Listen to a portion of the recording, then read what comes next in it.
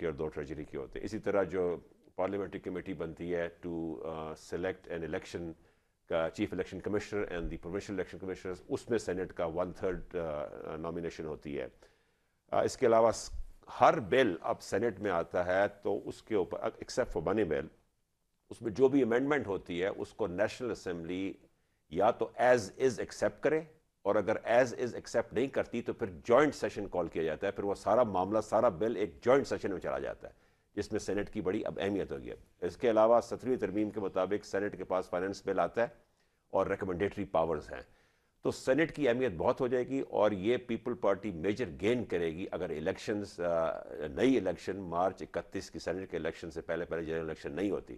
اگر اس سے پہلے ہو جاتی ہیں تو پھر نیچرلی دوسری پارٹیز جو ہے وہ گین کر سکتی ہیں. لیکن پی ایم ایل این کی کیا پوزیشن ہوگی پھر ابھی اس وقت؟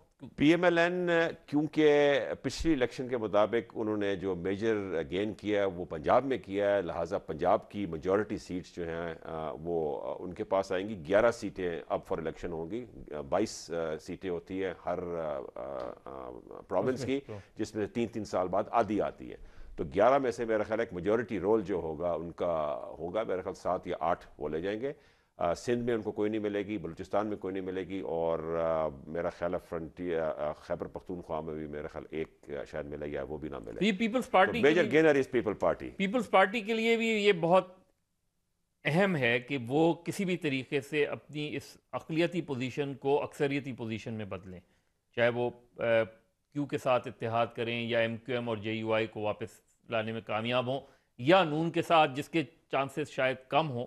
اور وہ میرا خیال ہے یہ جو لو اینڈ ہیٹ ریلیشن شپ ہے یہی چلتی رہے.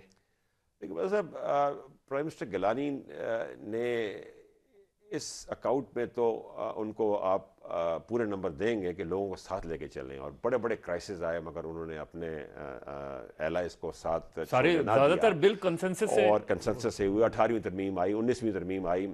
پولیٹیکل وکٹمائزیشن نہیں ہے، اپوزیشن کو بھی ساتھ لے کے چل رہے ہیں. آج دیکھیں پی ایم ایل کیو اور پی ایم ایل این جو ہے وہ کہہ رہی ہے کہ ہم ان کی نو کانفیڈنس میں شریک نہیں ہوں گے، بٹ اس کے ساتھ ساتھ ایک حکومت کو ڈیلیور کرنا چاہیے تھا. آج ان کی سب سے بڑی ویکنس ہے کہ وہ ڈیلیور نہیں کر سکے اور اکانومی کو ڈیلیور نہیں کر سکے. ایک ایسا پرائم منسٹر جو کنسنسس پرائم منسٹر ہے، یونینیمسلی الیکٹڈ پرائم منسٹر ہے، ایک ایسی گورنمنٹ جس کو ایک بہت ہی بہتر اپوزیشن ملی ہوئی ہے، وہ سڑکوں والی اپوزیشن نہیں ہے بلکہ پارلیمنٹ والی اپوزیشن ہے. کہاں پرابلمز کہاں ہو رہی ہیں؟ کیا چیزیں پرابلم کر رہی ہیں گورنمنٹ کو؟ کہاں نہیں ان کو لوگ نہیں مل رہے، اکانومسٹ نہیں ہیں؟ حکومت کے پاس بڑے ریسورسز ہوتے ہیں، پورا پاکستان میں ٹیلنٹ بھرا ہوا ہے. آپ ٹیلنٹ لینے جائیں تو ہے نا، آپ اپنے رشتہ داروں کو اگر دوستوں کو اداروں میں لگائیں گے تو ٹیلنٹ کہاں سے آئے گا؟ یہ نہیں، اگر دوست بھی اگر کمپیٹنٹ ہے تو میرا خیال ہے کون سی کمپیٹنٹ دوست نہیں، میں وہی کہہ رہا ہوں، میں وہ نہیں کہہ رہا، میں یہ کہہ رہا ہوں کوئی نہیں بات. اگر دوست کمپیٹنٹ ہوگا تو ضرور لگائیں، مگر اب تو 3 سال گزر گئے ہیں نا. اب یہ الیکشن جیتے ہوئے مہینہ نہیں ہوا، 3 سال ہو چکے ہیں، اور 3 سال میں لوگ نظر آپ دیکھیں جو امریکہ کی الیکشن ہوئی تھی، پریزیڈنٹ بش تقریباً امریکن اکانومی کو بینکرپسی کی حالت میں چھوڑ کے گیا تھا. جس دن سے اوباما آیا اس نے پیچھے نہیں دیکھا، اس نے اکانومی کو ریوائیو کرنے کی کوشش کی، اور 2 سال میں وہ کانگریس کی الیکشن صرف اس لیے ہارا ہے کہ لوگوں نے کہا کہ آپ 2 سال میں ڈیلیور نہیں کر سکے. یہاں تو 3 سال ہو چکے ہیں، اور ان کا پرابلم یہ ہے کہ یہ ریئلائز ہی نہیں کر سکے. شروع میں یہ کہتے رہے کہ جناب پچھلی گورنمنٹ کا مسئلہ تھا، ہر چیز پچھلی گورنمنٹ کا مسئلہ تھا. اس کے بعد پھر یہ صحیح ٹیم نہیں اکٹھی کر سکے، پھر یہ کرپشن کیسز کے ریئلائزیشن نہیں کر سکے کہ بھائی ضرور دیر از اے پرابلم.